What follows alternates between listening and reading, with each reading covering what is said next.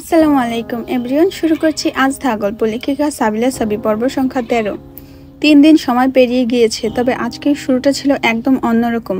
Fiona সকালে পরীক্ষা দিতে বিশ্ববিদ্যালয়ে গিয়েছিল। পরীক্ষার সময় যতই কঠিন হোক না কেন, আজ তার মন অন্য এক জায়গায় আটকে ছিল। অবচেতন মনে সে বারবার কাউকে ভাবছিল, তবে নামটা উচ্চারণ করতে পারছিল না। পরীক্ষা শেষে ক্লাসরুম থেকে বেরিয়ে এলো সে। ক্লান্ত লাগছিল, কিন্তু হঠাৎই সে অবাক হয়ে থমকে গেল। বিশ্ববিদ্যালয়ের বাইরে করিডোরে এক পরিচিত মুখ অপেক্ষা করছে। লিউঝান। সাদা শার্ট, কালো কোট আর সেই আত্মবিশ্বাসী হাসি, যেন ফিওনার জন্যই দাঁড়িয়ে আছে সে। ফিওনার হৃদস্পন্দন মুহূর্তে দ্বিগুণ হয়ে গেল।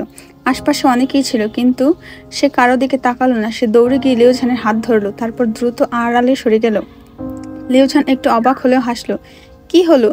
তুমি তো এমন করলে যেন ভূত দেখেছো। ফিওনা দ্রুত চারপাশে দেখে নিল। এথিরিয়ান বা অন্য কেউ যদি দেখে ফেলে, তাহলে নিশ্চয়ই খবরটা জ্যাসপারের পর্যন্ত পৌঁছে যাবে। আর সে খুব ভালো করেই জানে জ্যাসপার তাকে এত সহজে লিউঝানের সঙ্গে দেখলে ছেড়ে দেবে না। এই কয়েকদিনে সে জ্যাসপারকে ভালো করেই বুঝে গিয়েছে। জ্যাসপার সহজে কিছু মেনে নেয় না। জ্যাসপার ওভার পসেসিভ, জ্যাসপার বিপজ্জনক। ফিসফিস করে বলল, মিস্টার লি, আপনি এখানে কিভাবে আর কেন এসেছেন? লিউঝান মৃদু হেসে বলল, ফিওনা, আসলে আমাকে আজ রাতে পৃথিবীতে ফিরে যেতে হবে, তাই ভাবলাম যতটুকু সময় পেয়ে তোমার সাথে কাটাই। ফিওনা কিছুটা থমকে গেল। আজকেই যেতে হবে এত তাড়াতাড়ি? লিউঝান একটু গম্ভীর হয়ে বলল, হ্যাঁ, আমার একটা ইমার্জেন্সি পেশেন্ট রেখে এসেছিলাম। আর যে কেমিক্যালটা আমি ব্যবহার করে এসেছি তার সময়সীমা মাত্র 3 দিন। আজ রাতে সেটার সময় শেষ, আমাকে ফিরতেই হবে। এই কয়েকদিনে লিউঝানের উপস্থিতি তার জীবনের অংশ হয়ে উঠেছিল। তার চলে যাওয়ার কথা শুনে অজানা এক শূন্যতা গ্রাস করলো তাকে। একটু নরম স্বরে বলল, আপনি চলে গেলে কি আবার আসবেন? লিউঝান গভীর দৃষ্টিতে চেয়ে, তার চোখে এক মৃদু হাসি ছিল। অবশ্যই ফিওনা, তোমার জন্য আমি আবার আসবো, যতবার দরকার ততবার। ফিওনা কিছু বলতে গিয়েও বলল না। তার ভেতরে এক অদ্ভুত অনুভূতি কাজ করছিল। সে বুঝতে পারল লিউঝান বন্ধু হিসেবে তার মনে আলাদা একটা জায়গা তৈরি করে ফেলেছে। ফিওনা গভীরভাবে লিউঝানের চোখে তাকিয়ে থাকলো, কিন্তু মনে মনে নিজেকে বোঝালো এটা শুধুই বন্ধুত্ব, এর বাহিরে কিছুই নয়। লিউঝান তার জন্য কত কিছু করে, কত যত্ন নেয়, কিন্তু ফিওনা জানে তার হৃদয়ের কোথাও এই অনুভূতির জন্য জায়গা নেই। সে লিউঝানকে সম্মান করে, ভালো বন্ধু হিসেবে দেখে, তবে তার অনুভূতি বন্ধুত্বের সীমানা পেরোয় না। সে হালকা হাসি দিয়ে বলল, তাহলে তো আপনাকে আজকের দিনটা ভালোভাবে কাটাতে হবে মিস্টার লি। যতক্ষণ আছেন উপভোগ করুন। লিউঝান তার চোখের ভিতরে ভাবনা বুঝতে পারলো কিনা তা জানে না ফিওনা, কিন্তু তার হাসির আড়ালে অদ্ভুত কষ্টটা সে নিজেই টের পেল। ভার্সিটি থেকে ফিওনা যখন ফ্লোরাস রাজ্যে ফিরে এলো, তখন সবকিছুই স্বাভাবিক মনে হচ্ছিল, কিন্তু সে বুঝতে পারেনি এক অজানা বিপদ তার জন্য অপেক্ষা করছে। ফ্লোরাস রাজপ্রাসাদের ভেতরে হঠাৎই চাঞ্চল্য ছড়িয়ে পড়ল। বড় রাজকুমারী লিয়ারা গুরুতর অসুস্থ হয়ে পড়েছিলেন। ফিওনা দৌড়ে মায়ের কক্ষে ছুটে যায়। লিয়ারা শয্যা হয়ে শুয়ে আছে। তার নিঃশ্বাস ভারী, চোখ বুজে আসছে, তার সারা শরীর ধীরে ধীরে রূপান্তরিত হচ্ছে, তার ড্রাগনের অংশগুলো ম্লান হয়ে আসছে। ফিওনা আতঙ্কিত হয়ে পড়ে। পাশের পরিচারিকাদের দিকে তাকালো, কিন্তু কেউ কিছু বুঝতে পারছে না।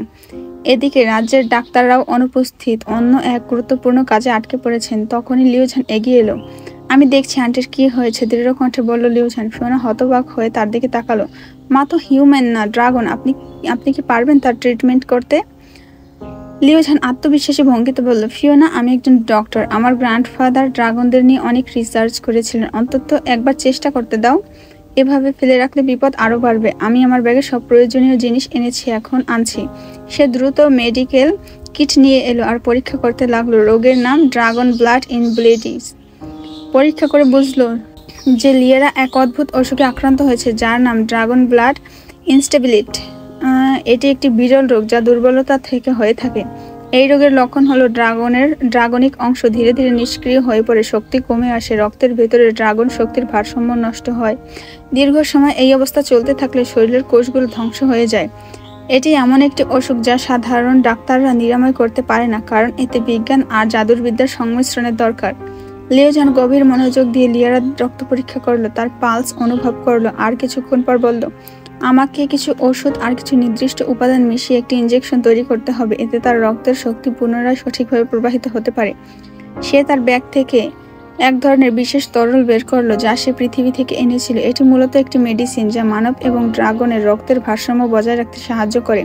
ফিওনা উদ্বিগ্ন হয়ে বলল, লিউঝান যদি কাজ না করে? কাজ করবে, শান্ত অথচ আত্মবিশ্বাসী কণ্ঠে বলল লিউঝান। সে লিয়ারার হাতে ইনজেকশনটি দিল। কয়েক মুহূর্ত পর লিয়ারার শ্বাস স্বাভাবিক হলো, তার মুখের বিবর্ণ ভাব কমে এলো, আর ধীরে ধীরে তার ড্রাগন শক্তি ফিরে আসতে শুরু করলো। ফিওনা তার মায়ের দিকে তাকিয়ে রইল। তার মায়ের অবস্থা ধীরে ধীরে স্বাভাবিক হচ্ছে। কয়েক মুহূর্ত পর লিয়েরা চোখ খুললেন, ক্লান্ত কণ্ঠে বললেন, ফিওনা। ফিওনা দ্রুত মায়ের হাত ধরল। মা, তুমি কেমন অনুভব করছো এখন? লিয়েরা হাসলেন। অনেক ভালো। লিওঝান, তুমি কি সত্যি আমার ট্রিটমেন্ট করলে? লিওঝান হাসলো। আন্টি, আপনি এখন পুরোপুরি সুস্থ না, তবে চিন্তা করবেন না, কয়েকদিন বিশ্রাম নিন, সব ঠিক হয়ে যাবে। ফিওনার চোখে জল চলে এলো। আজ সে বুঝলো লিওঝান শুধুমাত্র একজন ভালো বন্ধু নয়, একজন সত্যিকারের নির্ভরযোগ্য মানুষ। তবে সেই অনুভূতিটা শুধু বন্ধুত্ব, এর বাইরে কিছুই নয়। কিন্তু লিওঝান, সে কি সত্যি কেবল বন্ধুত্বের জন্য এত কিছু করেছে? এই প্রশ্নের উত্তর তখনই মিলবে যখন সত্যিই কোনো মুহূর্ত আসবে। লিয়ারার শরীর এখন কিছুটা ভালো বোধ করছে। তার চোখে প্রশান্তির ছাপ ছিল, কিন্তু তার কণ্ঠে ছিল এক অদ্ভুত দৃঢ়তা। তিনি ধীরে ধীরে উঠে বসলেন আর লিওঝানের দিকে তাকিয়ে বললেন, সত্যি আমার মেয়ের জন্য তুমি সেরা পাত্র। লিওঝান বিস্ময়ের লিয়ারার দিকে তাকিয়ে থাকলো। ফিওনা হতভম্ব হয়ে মাকে দেখলো। মা।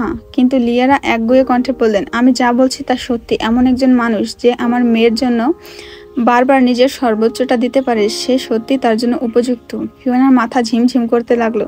সে লিওঝানের দিকে তাকালো, যে তখনও চুপ ছিল। কিন্তু সে জানতো তার অনুভূতি কি, সে জানতো তার হৃদয় অন্য কারোর জন্য ধুকপুক করে। তবুও লিওঝানের প্রতি তার গভীর কৃতজ্ঞতা অনুভব করলো। ফিওনা ধীরে ধীরে লিওঝানের হাত ধরে বলল, আমি আপনার কাছে অনেক কৃতজ্ঞ। জানেন, পৃথিবীতে আমার মানসিক চিকিৎসা করে আপনি আমাকে সুস্থ করেছেন, আর আজকে আমার মাকেও সুস্থ করলেন। লিওঝান ফিওনার হাতের উষ্ণতা অনুভব করলো। তার চোখে একটা প্রশান্তির হাসি খেলে গেল। ফিওনা, তোমার আর আন্টির জন্য আমি সবসময় থাকবো। এটা কোনো ঋণ নয়, এটা আমার ইচ্ছা, কারণ আমি একজন ডক্টর আর এটা আমার কর্তব্য। ফিওনা গভীরভাবে চোখের পলক ফেলল। আকাশে ছড়িয়ে থাকে ভেনাসের নীলচে সোনালি আলো ধীরে ধীরে ঘনিয়ে আসছে। রাতের এই নিস্তব্ধতায় ফ্লোরাস রাজ্যের রাজপ্রাসাদের এক অন্যরকম আবহাওয়া তৈরি করেছে। লিওঝান ব্যাগপত্র গুছিয়ে নিয়েছে। রাতের খাবার শেষে সবাই একসঙ্গে বসেছিল, কথা বলছিল, কিন্তু অদৃশ্য বিষণ্ণতা যেন চারপাশে ছড়িয়েছিল। রাজা জারেন ও লিয়েরা এখন প্রায় সন্তুষ্ট। লিওঝান শুধু একজন পৃথিবীর ডাক্তার নয়, সে যেন পরিবারের একজন হয়ে উঠেছে। সিলভার সাথেও তার ভালো বন্ধুত্ব হয়েছে। সবাই ধীরে ধীরে বিদায় জানাতে এলো। লিওঝান একে একে সবার দিকে তাকিয়ে বিদায় নিল। তবে ফিওনা চুপচাপ ছিল, সে কিছু বলছিল না।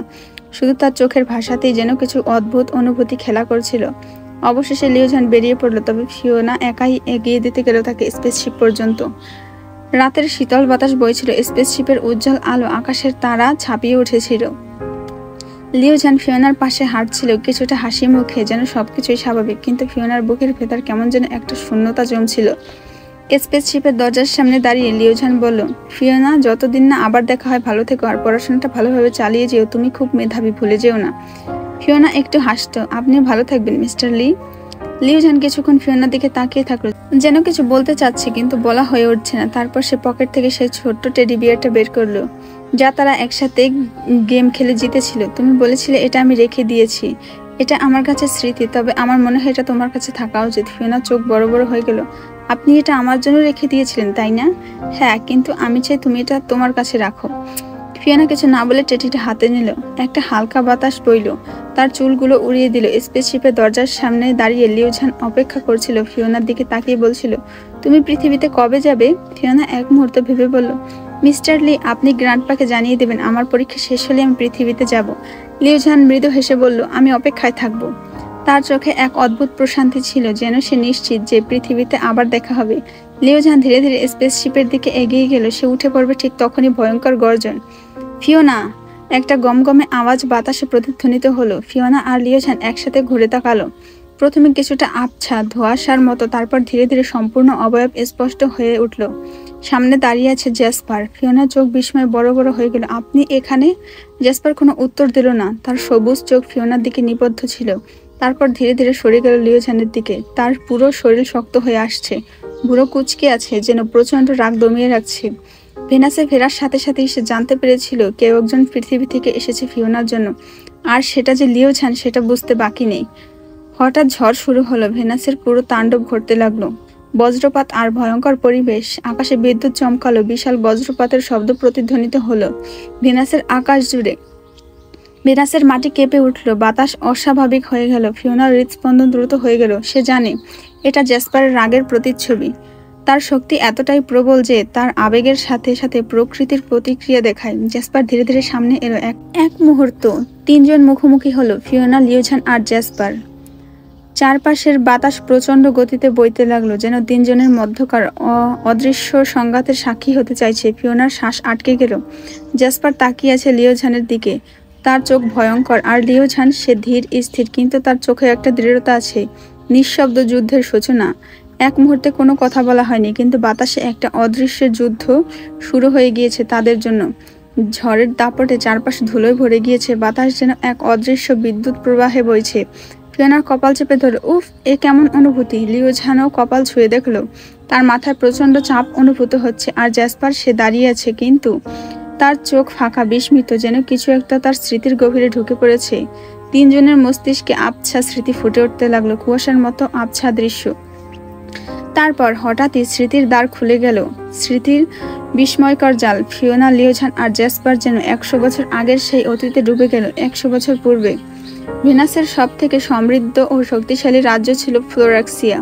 আরেকটি রাজ্য ছিল যেটি শক্তিতে সমান হলেও নিষ্ঠুরতায় অগ্রগামী, অস্ট্রাল সাম্রাজ্য। ভেনাসের আকাশ তখন স্বর্ণালী আলোয় ভরেছিল।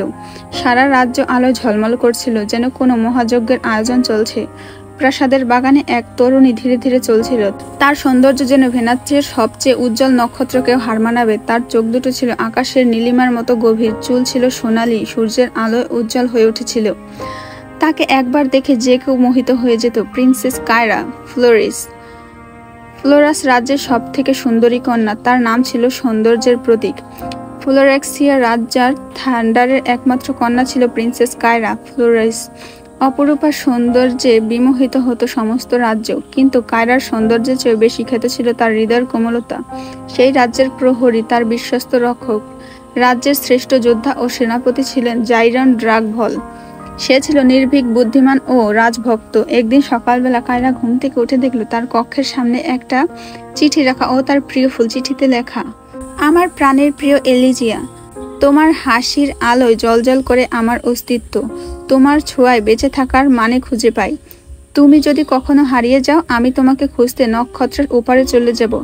এলিজিয়া এমন একটি নাম যার অর্থ হলো স্বর্গীয়, আর তুমি আমার কাছে স্বর্গীয় সৌন্দর্যের অধিকারিণী। এলিজিয়া, তুমি আমার জন্য সেই প্রথম প্রভাতের সূর্যালোক, যেই আলো অন্ধকারকে বিদীর্ণ করে তুলে নতুন দিনের সূচনা করে। তুমি আমার হৃদয়ের সেই গোপন সুর, যা কেবল আমার আত্মা শুনতে পায়। তুমি আমার মহাবিশ্বের কেন্দ্র, আমার অস্তিত্বের কারণ। ইতি, তোমাকে নীরবে ভালোবেসে যাওয়া এক অচেনা হৃদয়। কায়রা প্রতিদিন নতুন ফুল, নতুন চিঠি পেতে লাগলো, আর প্রতিদিন তার প্রিয় ফুলকেও রেখে যেত। সে ভাবলো এই চিঠিগুলো সেনাপতি জাইরান পাঠাচ্ছে। এতেই তার মনে প্রেম জাগ্রত হলো, কিন্তু কায়রা জানতো না এই এলিজিয়া নামের সৃষ্টির আড়ালে লুকিয়ে ছিল অন্য কেউ। একদিকে কায়রার বড় ভাই রাজপুত্র অর্ডান ফ্লোরেস তার বোনের বিবাহ ঠিক করে দিলেন অস্ট্রাল সাম্রাজ্যের প্রিন্স থেরন সোলারিয়াসের সাথে। থেরন ছিল এক নিষ্ঠুর, জেদি, একরোখা, অহংকারী যুবরাজ, যার একমাত্র স্বপ্ন ছিল কায়রাকে নিজের করে পাওয়া। কিন্তু কায়রা কিছুতেই এই বিবাহ মেনে নিতে পারল না। সে সিদ্ধান্ত নিল সে পালিয়ে যাবে জাইরানের সাথে দূরে কোথাও। কিন্তু জাইরান চাইল না রাজা থান্ডারের সাথে বিশ্বাস ভাঙতে। সে কেবল বলল, আমি কখনোই বিশ্বাসঘাতকতা করতে পারবো না প্রিন্সেস। আমি রাজা থালডানের কাছে প্রতিজ্ঞাবদ্ধ। কিন্তু কায়রা জানতো না তার ভাই অর্ডান সব টের পেয়ে গিয়েছে আর ষড়যন্ত্র করছে। অর্ডান ও থেরন মিলে জাইরানকে হত্যার ফাঁদ পেতে যুদ্ধের ছলনায় তাকে রাজ্যের বাইরে ডেকে পাঠালো। জাইরান মনে করলো রাজ্যের জন্যই তাকে যেতে হবে, কিন্তু এই ষড়যন্ত্রের কথা কায়রা জেনে গেল। সে একাই পলায়ন করলো যুদ্ধক্ষেত্রে জাইরানকে রক্ষা করতে। সেখানে জাইরান একাই যুদ্ধ করতে লাগলো। তার প্রতিটি তরবারির আঘাত শত্রু সেনার পড়তে লাগলো, কিন্তু থেরন ও অর্ডান বিশাল বাহিনী তার চারিদিকে ঘিরে ফেলল। ঠিক সেই মুহূর্তে কায়রা এসে পৌঁছালো। জাইরান! সে দৌড়ে এলো। যখন থেরন তরবারি চালাতে যাচ্ছিল জাইরানের দিকে, না, কায়রা সামনে চলে এলো। থেরনের তরবারি বিদীর্ণ করে দিল তার বুক। রক্তে ভিজে গেল যুদ্ধক্ষেত্র। এলিজিয়া! জাইরান গর্জন করে আকাশ কাঁপিয়ে দিল। তার সাথে সাথে থেরনও ছুটে গেল সেখানে। পাহাড়ের নিচে তাকিয়ে দেখলো তার একমাত্র ভালোবাসা হারিয়ে যাচ্ছে। থেরনও নিচে তাকিয়ে চিৎকার করে উঠল এলিজিয়া বলে, আর এলিজিয়াও তখন ব্যথাতুর চোখে তাকালো থেরনের দিকে। রাগে শোকে প্রতিশোধের আগুন জ্বলতে থাকা জাইরান থেরনের দিকে ছুটে গেল। এক আঘাতে সে থেরনকে হত্যা করলো, আর অর্ডানকেও। এরপর কায়রার নিথর দেহ পড়ে গেল পাহাড়ের নিচে। আমার দুনিয়াতে থাকার আর কোনো অধিকার নেই। তারপর নিজের তরবারি নিজের বুকেই প্রবেশ করলো জাইরান। ভেনাস কেঁপে উঠল। আকাশ কালো হয়ে গেল। রাজ্যের সব থেকে উজ্জ্বল তারকা সেই রাতে হারিয়ে গেল। রাজ্যের পণ্ডিতরা তখন এক ভবিষ্যৎবাণী করলেন। তাদের আত্মা হারিয়ে যাবে না। একদিন শত শত বছর পর তারা আবার ফিরে আসবে, অন্য দেহে অন্য নামে, কিন্তু একই আত্মা নিয়ে। ঝড় থেমে গিয়েছে। ফিওনা, লিওঝান আর জ্যাসপার কাঁপতে কাঁপতে বাস্তবে ফিরে এলো। তারা একে অপরের দিকে তাকিয়ে আছে, শ্বাস বন্ধ হয়ে আসছে। তাদের হৃদয় একই প্রশ্ন, তাহলে কি আমরাই কায়রা, জাইরান আর থেরানের পুনর্জন্ম? ভেনাসের আকাশে তখন এক নতুন রহস্যের জন্ম হলো। আকাশে তখনও বজ্রপাতের আলোয় দিগন্ত চিরে যাচ্ছে। মাটিতে দাঁড়িয়ে থাকা তিনটি আত্মা, ফিওনা, লিওঝান আর জেসপার, এক দৃষ্টিতে একে অপরের দিকে তাকিয়ে আছে। ঝড় থামলেও তাদের মনের ভেতরে যেন এক সুনামি বয়ে চলছে। দেবতা আব্রাহারের ভবিষ্যৎবাণী ছিল যে জ্যাসপারই জাইরনের পুনর্জন্ম, কিন্তু স্মৃতিগুলো আজ এক নিষ্ঠুর সত্য প্রকাশ করল। জ্যাসপার আসলে থেরনের পুনর্জন্ম, আর লিওঝানি জাইরন। এই সত্য প্রকাশের সাথে সাথেই যেন মহাবিশ্বের সকল নিয়ম ভেঙে পড়ল। ফিওনা আর লিওঝান কান্নারত চোখে একে অপরের দিকে তাকিয়ে থাকলো। লিওঝান ধীরে ধীরে উপলব্ধি করলো তার দেহে কিছু পরিবর্তন হচ্ছে। তার হাতের চামড়ায় হঠাৎ একটা গাঢ় নীলচে সোনালী ড্রাগনের ট্যাটু ফুটে উঠল। তার ত্বক ধীরে ধীরে উত্তপ্ত হতে লাগলো, যেন তার শরীরের তাপমাত্রা অস্বাভাবিকভাবে বৃদ্ধি পাচ্ছে। এক ভয়ঙ্কর শক্তি যেন তার রক্তের ভেতরে প্রবাহিত হচ্ছে। সে নিজের হাত মুঠো করে ধরল। হঠাৎ তার ভেতরে এক প্রবল অনুরাগ তৈরি হলো। আমি কি ড্রাগনে পরিণত হচ্ছি? জ্যাসপার এবার সামনে এলো। তার চোখ ধীরে ধীরে গাঢ় হয়ে উঠছিল, যেন ভেতরে লুকিয়ে রাখা স্মৃতি সাথে তার বর্তমান সত্তা এক হতে চাইছে। তার ঠোঁট কাঁপছে। এটা মিথ্যে, এটা সত্য হতে পারে না। কিন্তু সব স্মৃতি স্পষ্ট। কায়রার রক্ত তার হাত মুখ ভিজেছিল। কায়রার মৃত্যু তার চোখের সামনে ঘটেছিল। সেই তো থেরান ছিল। আর এখন তার সামনে দাঁড়িয়ে থাকা লিওঝান, সেই জাইরানের পুনর্জন্ম, নিয়তির পরিহাস। ভাগ্য কি আবার সেই অতীতের ভুলের পুনরাবৃত্তি ঘটাবে? একদা যারা শত্রু ছিল, আজ তারা নতুন পরিচয় দাঁড়িয়েছে একে অপরের মুখে। ফিওনা আর লিওঝান জ্যাসপারের দিকে তাকিয়েছিল, চোখে অবিশ্বাস আর হাজারো প্রশ্নের ছাপ। লিওঝান এগিয়ে এসে কাঁপা কাঁপা কণ্ঠে বলল, তুমি থেরন। আমাদের আগের জন্মে তুমি আমাদের আলাদা করেছিলে। জ্যাসপার থমথমে চোখে তাকিয়েছিল ফিওনার দিকে। তার মস্তিষ্ক যেন সত্য মেনে নিতে চাইছে না, কিন্তু হৃদয়ের গভীরে সবকিছু স্পষ্ট হয়ে উঠছে। না, এটা মিথ্যা। দেবতা আব্রাহার বলেছিল আমি জাইরন। এটা কিভাবে সম্ভব? এক মুহূর্ত অপেক্ষা না করে সে ফিওনার হাত শক্ত করে ধরে সামনে টেনে নিল। জ্যাসপার রাগে ফুঁসতে ফুঁসতে ফিওনাকে এগিয়ে নিয়ে গেল। তার পেছনে ছুটে এলো লিওঝান। ভেনাসের আকাশ তখনও অস্থির, যেন প্রকৃতি নিজেই এই মহাবিপর্যয়ের পূর্বাভাস দিচ্ছে। দেবতা আব্রাহার মহাপ্রাসাদ তখন এক অদ্ভুত নীরবতায় আচ্ছন্ন। তার চোখে গভীর চিন্তার ছাপ। তিনি ইতিমধ্যে সবকিছু বুঝে গিয়েছেন। তিনি ধীরে ধীরে সামনে এসে তাদের দিকে তাকালেন। তার হাতে সেই ভবিষ্যৎবাণীর পবিত্র গ্রন্থ, যেটিতে তাদের অতীত ও ভবিষ্যৎ লেখা ছিল। কিন্তু আজ দেবতার মুখে কিছুটা শঙ্কা ফুটে উঠেছে। তিনি হয়তো বুঝতে পেরেছেন ভাগ্যের চাকা ঘুরে গিয়েছে। এই জন্মে সব হিসাব বদলে গিয়েছে। কিন্তু শেষ পরিণতির কি হবে? তিনটি আত্মা কি আবারও এক হবে, নাকি পূর্বজন্মের মতো অভিশাপ আবারও তাদের ভাগ্যে লেখা আছে? জ্যাসপারের ব্যাকুল কণ্ঠ প্রতিধ্বনিত হলো দেবতা আব্রাহারের রাজপ্রাসাদে। দেবতা আব্রাহার, আমাদের সব স্মৃতি মনে পড়েছে, কিন্তু আপনি বলেছিলেন আমি জাইরন। তাহলে এটা কিভাবে সম্ভব? দেবতা আব্রাহার দীর্ঘশ্বাস ফেললেন, যেন তিনি এই মুহূর্তটির জন্য প্রস্তুত ছিলেন। তিনি ধীরে ধীরে বললেন, তুমি থেরন। আমি বলেছিলাম তুমি জাইরন, কারণ তুমি সবুজ ড্রাগন। জ্যাসপার হতভম্ব হয়ে গেল। কিন্তু তাহলে কেন? দেবতা এবার গভীর চোখে তার দিকে তাকিয়ে বললেন, ড্রাগনের রং কখনো কখনো আত্মার পরিচয় নির্ধারণ করে না। প্রতি 100 বছরে একটা সবুজ ড্রাগন জন্ম নেয়। আগের জন্মে জাইরন সেই সুযোগ পেয়েছিল, আর এই জন্মে তুমি। কিন্তু এর মানে এই নয় যে তুমি জাইরন। ফিওনা আর লিওঝান স্তব্ধ হয়ে শুনছিল। দেবতা আব্রাহা এবার ধীরে উঠে দাঁড়ালেন, যেন মহাবিশ্বের সমস্ত ইতিহাস তাদের সামনে খুলে দিচ্ছেন। জ্যাসপার, যখন তুমি জন্মেছিলে তখন ভাগ্য নিজেও জানতো না যে তুমি থেরনের আত্মা নিয়ে এসেছো। কিন্তু একদিন যখন তুমি পৃথিবীতে গেলে আর ফিওনার সাথে তোমার দেখা হলো, তোমাদের মিলন হলো, সেই দিন থেকেই ভাগ্য তার পথ বদলে নিয়েছে। লিওঝানের শ্বাসরুদ্ধ হয়ে এলো। তাহলে আমরা কিভাবে এখানে এলাম? দেবতা আব্রাহার তার হাতে থাকা পবিত্র গ্রন্থটি খুলে বললেন, নিয়তি এলিজিয়া আর জাইরনকে মানব রূপে পাঠিয়েছিল যাতে তারা পুনর্মিলন করতে পারে। নিয়তি চেয়েছিল তারা মানব জীবনে প্রেম করবে, তারপর একদিন আবার তারা ড্রাগন হয়ে ভেনাসে ফিরে আসবে।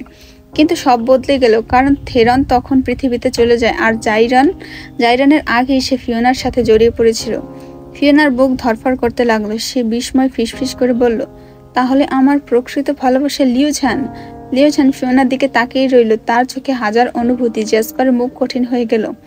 দেবতা আব্রাহার মৃদু কণ্ঠে বললেন, ভাগ্য পাল্টে গিয়েছে, কিন্তু পরিণতি এখনো লেখা হয়নি। তিনজনই অবাক হয়ে দেবতার দিকে তাকালো।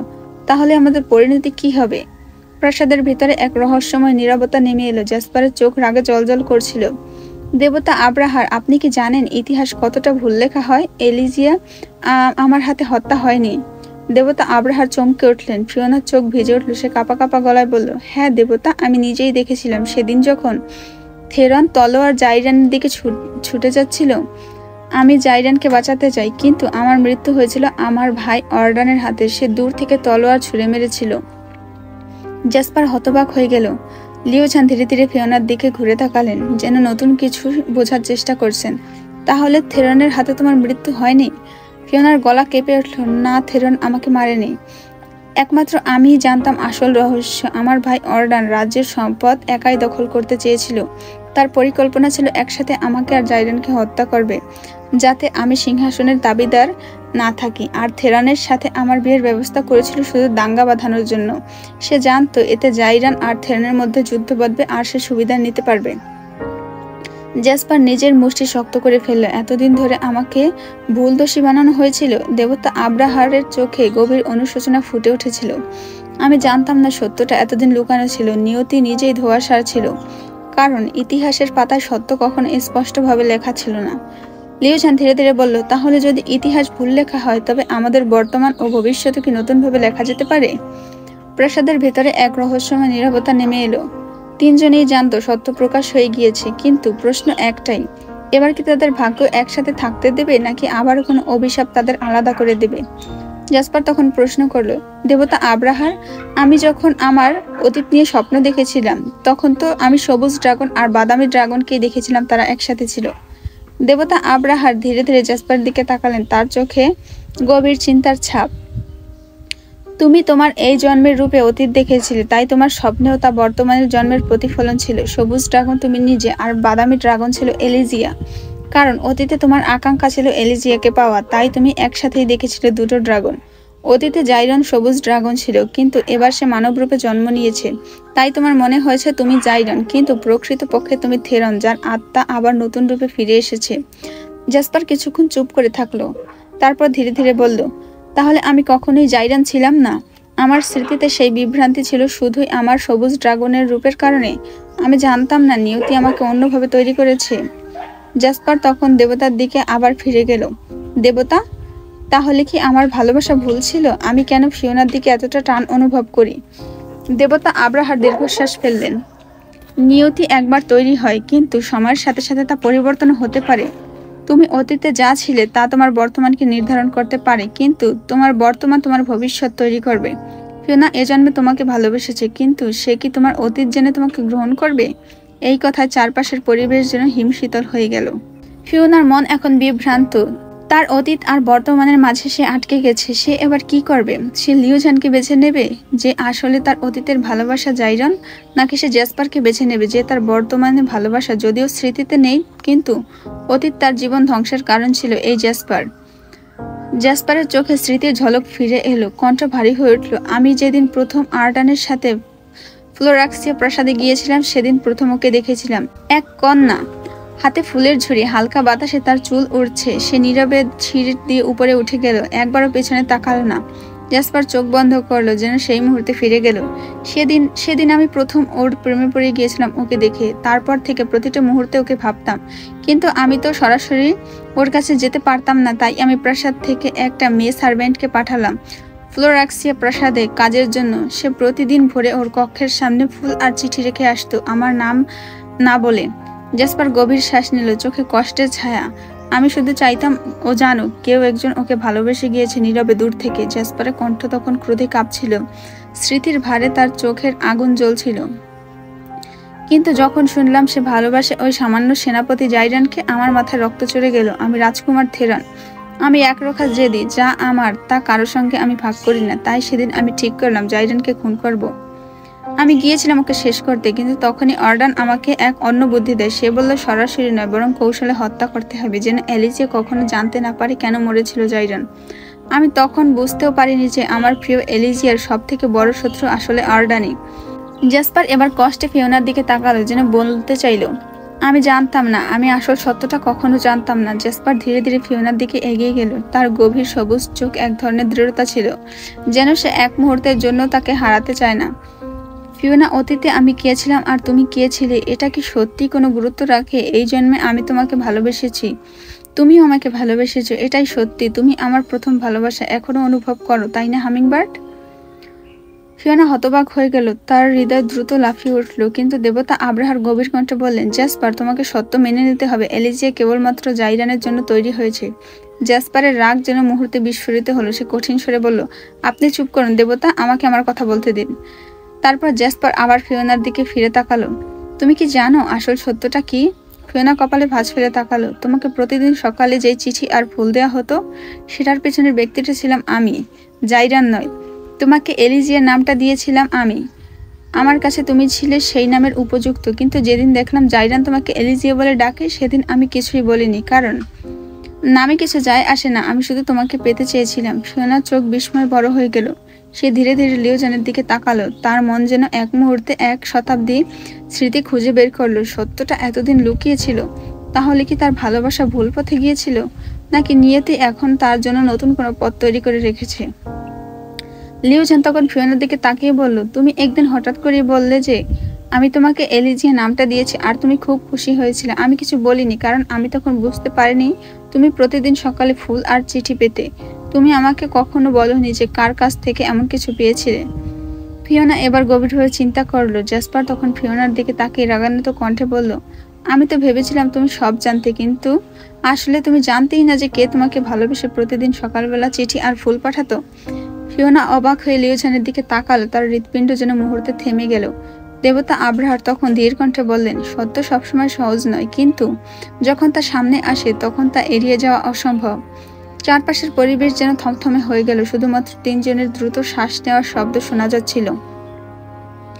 লিওজান তখন হঠাৎ করে ফিওনাকে জড়িয়ে ধরে বলল, এজন্যই প্রথম দেখাতে তোমার প্রতি অদ্ভুত টান জন্ম নিয়েছিল, কারণ তুমি আমার 100 বছর পূর্বের ভালোবাসা।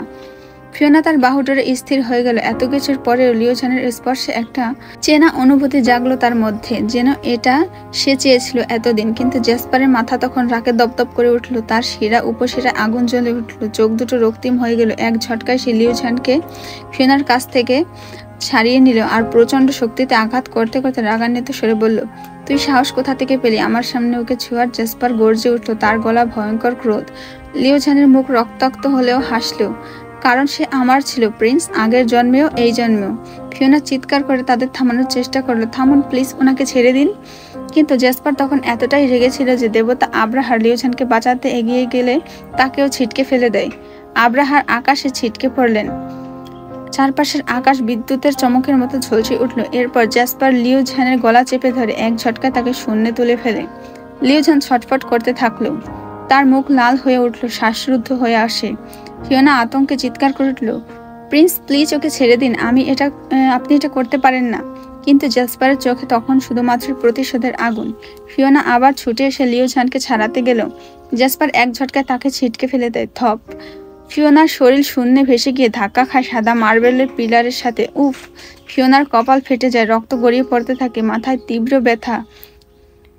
সে কপালে হাত দিয়ে মেঝেতে বসে পড়ে। চোখের সামনে সব ঝাপসা হয়ে আসে। একদিকে লিওজান প্রায় নিস্তেজ হয়ে পড়েছে।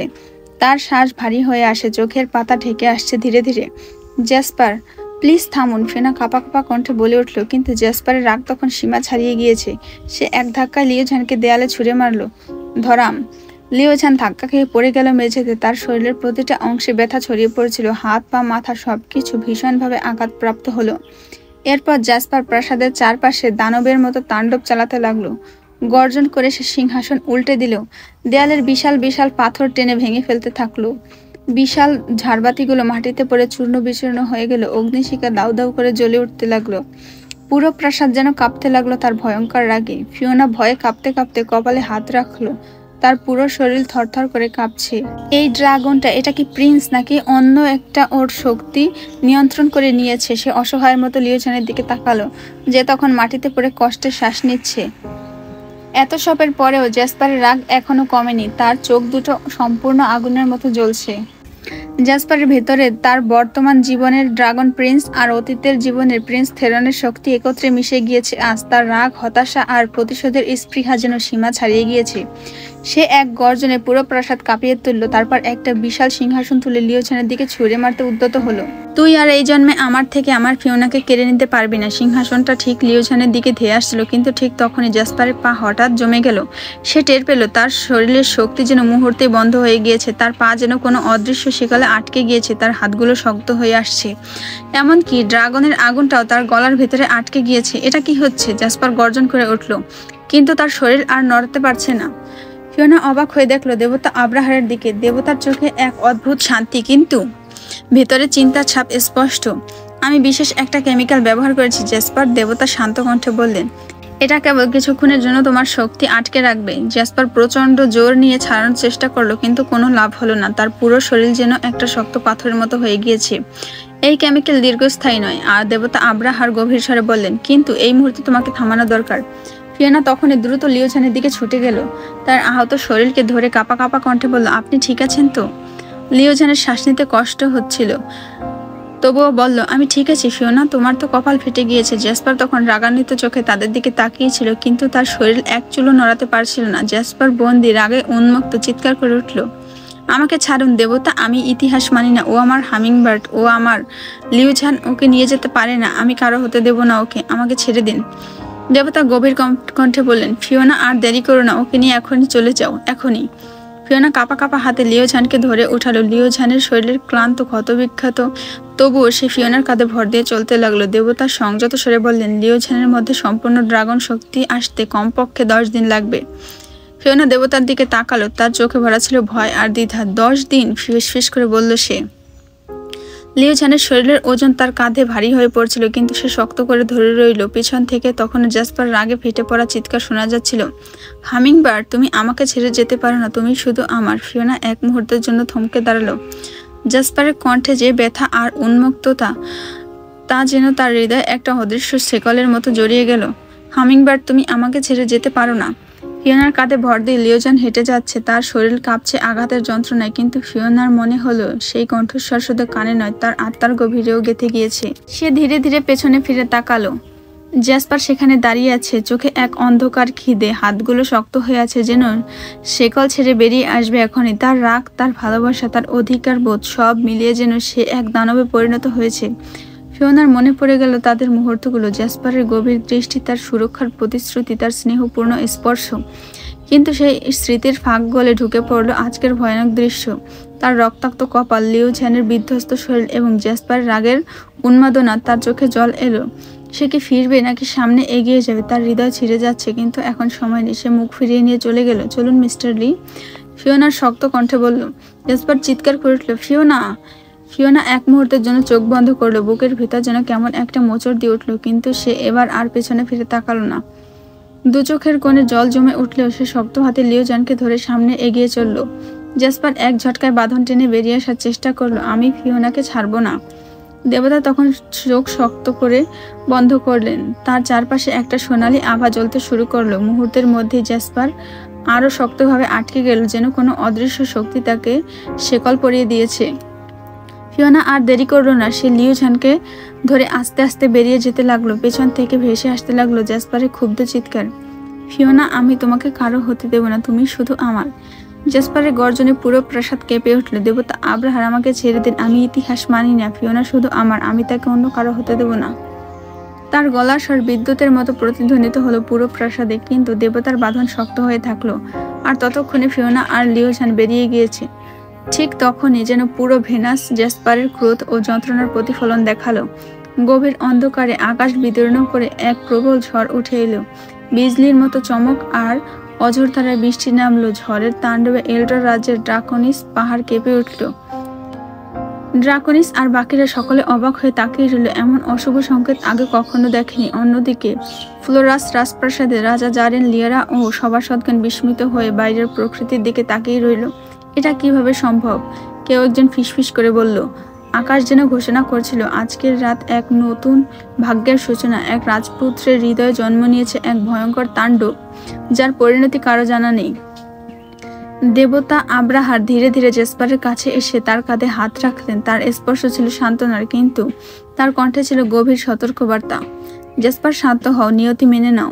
ফিওনাকে লিওজানের হতে দাও, না হলে ইতিহাস বারবার ফিরে আসবে আর কেউ না কেউ মৃত্যুর শিকার হবে। জেসপারের নিঃশ্বাস ভারী হয়ে উঠল, তার আগুন ঝরা চোখ রক্তিম হয়ে উঠেছে, যেন তার ধৈর্যের শেষ সীমা পার হয়ে গেল। দেবতা আব্রাহার, তার কণ্ঠে ছিল গর্জনের মতো, আপনি যদি এই কথা আর একবার বলেন তাহলে আমি ভুলে যাব আপনি ভেনাসের রক্ষক। আমি প্রথমে আপনাকেই শেষ করব। এই বাঁধন আর কতক্ষণ? কয়েক মুহূর্ত পরে আমি মুক্ত পেয়ে যাব। তার শরীরের ক্রোধের শক্তি দপদপ করে উঠল। ভেনাসের আকাশ যেন আরো গর্জন করতে লাগলো। দেবতা তখন স্থিরভাবে এক পা পিছিয়ে এসে দীর্ঘশ্বাস ফেললেন, কিন্তু তার চোখে ছিল ভয়ঙ্কর এক দৃঢ়তা। জেসপার, তুমি ভুলে যাচ্ছ তুমি কার সামনে দাঁড়িয়ে চিৎকার করছো। আমি ভেনাসের দেবতা, ভেনাসের সাম্রাজ্য আমি রক্ষা করি। চোখ রাঙিয়ে কথা বলার আগে ভেবে দেখো, এই শক্তির আসল ক্ষমতা এখনো তুমি জানো না। দেবতার কণ্ঠ যেন বজ্রপাতের মতো প্রতিধ্বনিত হলো। চারপাশের বাতাস ভারী হয়ে উঠল। জেসপারের গলায় আটকে থাকা ক্রোধ তখনও মুক্তির জন্য গর্জন করছিল, কিন্তু এক অনিবার্য যুদ্ধের ছায়া যেন আসন্ন হয়ে উঠছিল। জেসপার তখন তাচ্ছিল্যের হাসি দিল, তার চোখে ছিল এক ধরনের বিদ্রুপ আর অবজ্ঞা। দেবতা রক্ষক, হ্যাঁ, আপনাকে তো যোগ্যতার পরীক্ষা দিয়ে এই আসনে পেতে হয়েছে, কিন্তু আমি। সে এক ধাপ এগিয়ে এলো, তার উপস্থিতি যেন পুরো প্রাসাদকে কাঁপিয়ে তুলল। আমি ভেনাসের প্রিন্স, জন্ম থেকে এই আসনে অধিষ্ঠিত। আমার কোনো পরীক্ষা দিতে হয়নি, কারণ আমার রক্তে যোগ্যতা রয়েছে। আগের জন্মে আমি প্রিন্স ছিলাম, আর এই জন্মে আমি প্রিন্স। আমার রাজত্ব আমার রক্তের মধ্যে বহমান। তার কণ্ঠে ছিল একরোখা জেদ, তার দৃষ্টিতে ছিল ধ্বংসের পিপাসায় জ্বলন্ত। আমি পুরো ভেনাসকে ধ্বংস করে দেব, এক ধ্বংসযজ্ঞের সূচনা করব, আর আপনি কিছুই করতে পারবেন না দেবতা। এমনকি ভেনাসের রাজা, আমার পিতা ও ড্রাকনিস আমাকে আটকাতে পারবে না, কারণ আমার মধ্যে এখন দুই শক্তিশালী সত্তা এক হয়েছে। একটি হলো ভেনাসের ড্রাগন প্রিন্স জেসপার, আরেকটি হলো অতীতের থেরন। তার চারপাশের বাতাস ভারী হয়ে উঠল, চারিদিকের আলো ম্লান হয়ে যেতে লাগলো, যেন অন্ধকার আর শক্তির এক নতুন যুগ শুরু হতে চলেছে। দেবতা আব্রাহার গভীর শ্বাস নিলেন, তার চোখে যেন হঠাৎ করে এক নতুন উপলব্ধি এলো। তিনি বুঝতে পারলেন এটাই তার ভুল। তিনি আগে অনুমান করতে পারেননি যে জেসপার কখনো জাইরেনের পুনর্জন্ম হতে পারে না। তিনি ধীরে ধীরে মাথা নিচু করে ভুরু কুঁচকে ফেললেন। থেরন, তার কণ্ঠে ছিল এক ক্লান্ত সুর, তিনি যেন শতাব্দীর বোঝা বহন করছেন। এই ছেলেটা তো কখনো বদলায়নি। আমি কি করে বুঝতে পারলাম না? জেসপারের ব্যক্তিত্ব থেরনের মতোই একরোখা, জেদি, অহংকারী, সবকিছু নিজের করে নিতে চায়, কাউকে ভাগ দিতে রাজি নয়। আর জাইরান, সে ছিল তো সম্পূর্ণ ভিন্ন, সংযত, স্নেহশীল, ত্যাগ স্বীকার করতে জানে। দেবতা গভীরভাবে একবার জেসপারের রক্তিম চোখের দিকে তাকালেন। জেসপার এক ঝটকায় তার বাঁধন ছিন্ন করার চেষ্টা করল। তার চারপাশে লালচে আগুনের স্রোত ঘূর্ণি হলো। দেবতা আব্রাহার তার দিকে তাকিয়ে এক দৃষ্টিতে রইলেন, কিন্তু এবার তার চোখে উদ্বেগের ছাপ স্পষ্ট। শুনে রাখুন, জেসপারের কণ্ঠে ছিল এক প্রবল গর্জন, তার কণ্ঠস্বর যেন পুরো ভেনাসের রাজ্যে প্রতিধ্বনিত হলো। আমি ইতিহাসের পাতা পুড়িয়ে ফেলব, তার সাথে পুড়ে যাবে অতীত। আমি আর কোনো থেরান নই, আমি Jasper, origin prince of Venus. এখানে দাঁড়িয়ে আমি ঘোষণা করছি, আমার ভাগ্য আমি নিজেই লিখব। নিয়তি এবার আমার কথা চলবে। তার চোখ লাল আভা যেন গাঢ় হয়ে উঠছিল, সিংহাসনের চারিপাশে থাকা সবকিছু কেঁপে উঠছিল, যেন তার শক্তির সামনে পুরো রাজপ্রাসাদই নতজানু হতে বাধ্য। ফিওনা এই জন্মে শুধু আমার, শুধুমাত্র জেসপারের, সে থেরানের ছিল না, কিন্তু সে জেসপারের কাছে চিরকাল থাকবে। এক ঝাপটায় আকাশ কালো হয়ে এলো, বিদ্যুৎ চমকালো, আর ভেনাসের মাটি পর্যন্ত কেঁপে উঠল। দেবতা আব্রাহার বুঝতে পারলেন, আজকের পর থেকে ভেনাস আর আগের মতো থাকবে না।